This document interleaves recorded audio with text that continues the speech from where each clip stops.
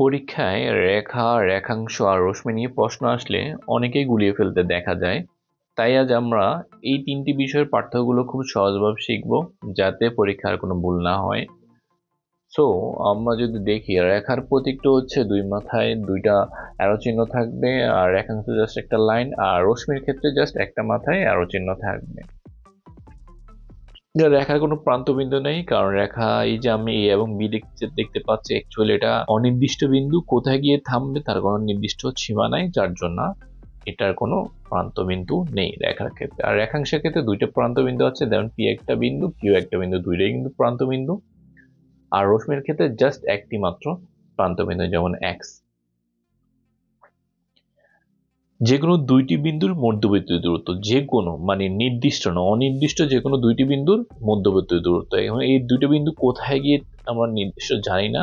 So যে কোনো দুইটি বিন্দুর মধ্যবর্তী দূরত্ব হচ্ছে রেখা, আর রেখাংশের ক্ষেত্রে হচ্ছে যে কোনো দুইটি নির্দিষ্ট বিন্দুর মধ্যবর্তী দূরত্ব। যেমন নির্দিষ্ট মানে এই যে পি, এটা নির্দিষ্ট, কিউ নির্দিষ্ট।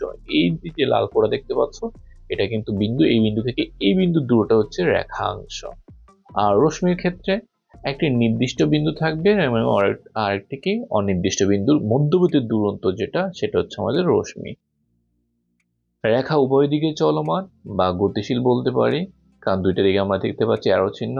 আর রেখাংশের ক্ষেত্রে উভয় দিকেই অ্যারো চিহ্ন না থাকায় মানে হচ্ছে এটা কি স্থির বা সীমাবদ্ধ।